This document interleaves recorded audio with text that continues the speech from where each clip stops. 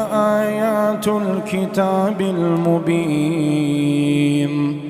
إنا أنزلناه قرآنا عربيا لعلكم تعقلون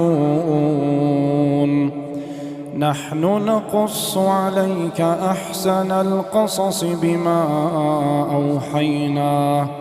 بما أوحينا إليك هذا القرآن وإن